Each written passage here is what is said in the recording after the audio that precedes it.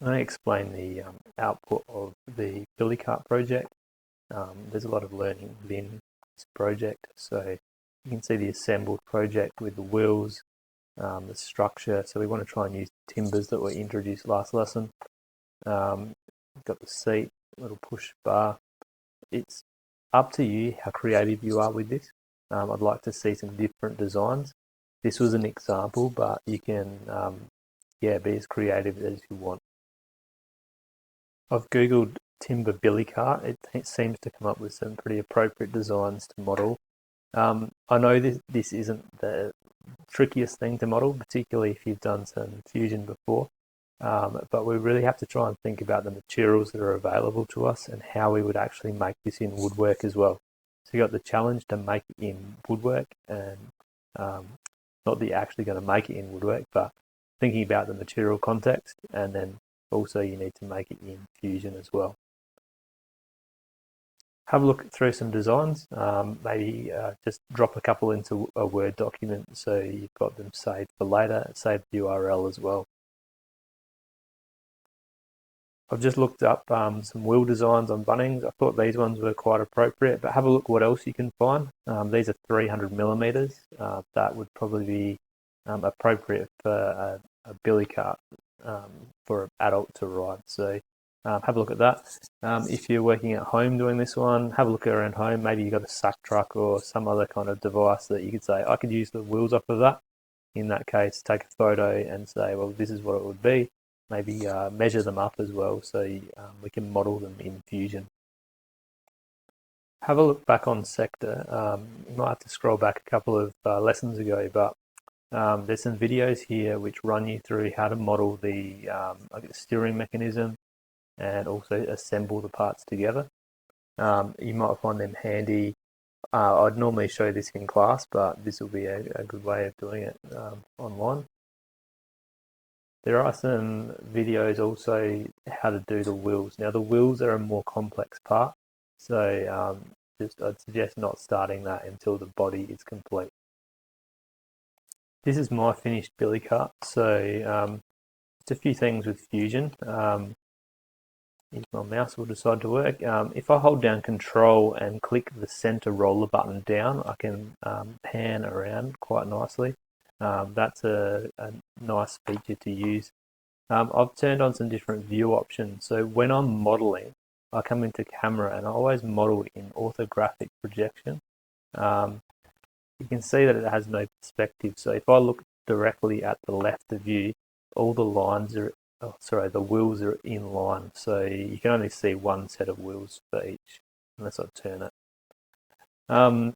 If I go to the perspective view in this camera angle, you'll see that all of a sudden, without even changing the wheels, the front looks like it's kind of kicked out and they don't align. That makes it really tricky to model sometimes, so I always go back to that orthographic view. But if you're doing a photo rendering or you just want it to look cool, that perspective kind of makes it look more realistic.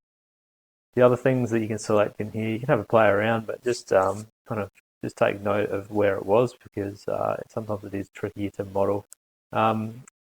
If I want to see through the items, you can see the shaded with hidden lines option is quite good.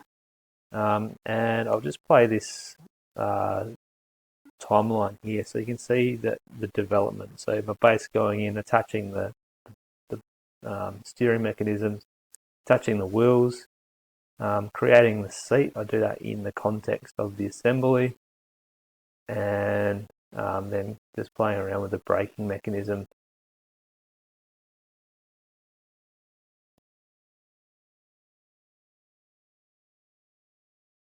So we've got what we call the browser. Some CAD programs call it the feature tree because you see all the features in it. This shows all the separate components that we've added, and then some of these components I've actually made in the assembly file. I'll show you how to do that in the other tutorials.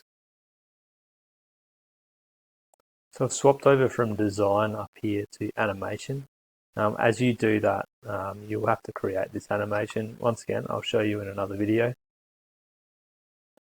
If I play that animation, you can see from my assembly, it kind of blows apart. I like to kind of refer to this like a Lego diagram, which shows how the pieces go together.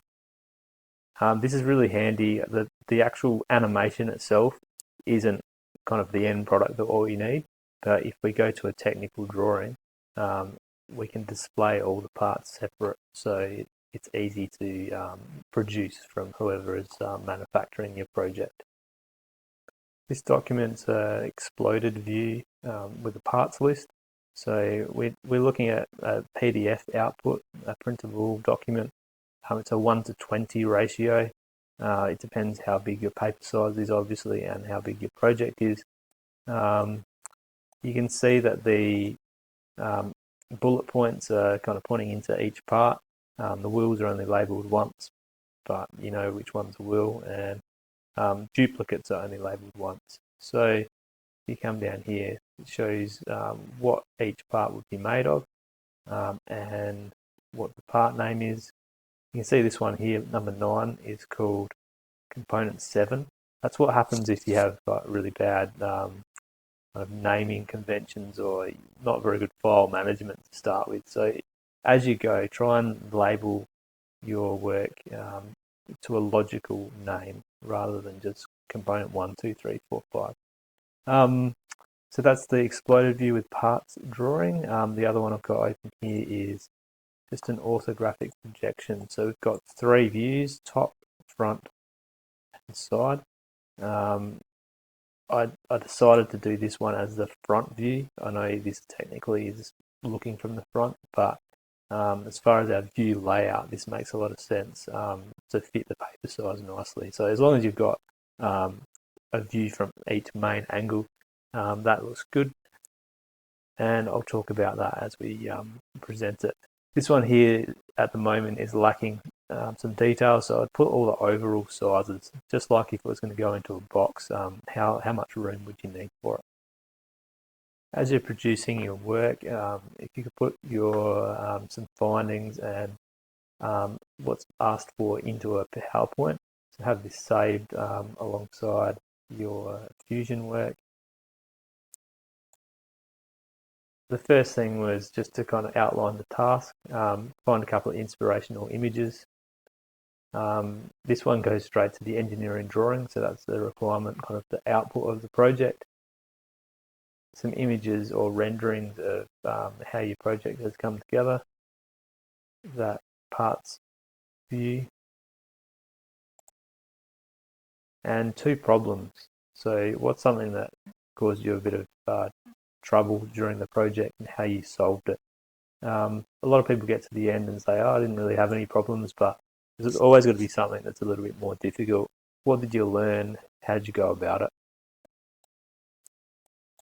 And lastly, a photorealistic rendering. So once again, we'll go through that in class. So that's a quick overview of the project. Today we'll start by making the chassis part.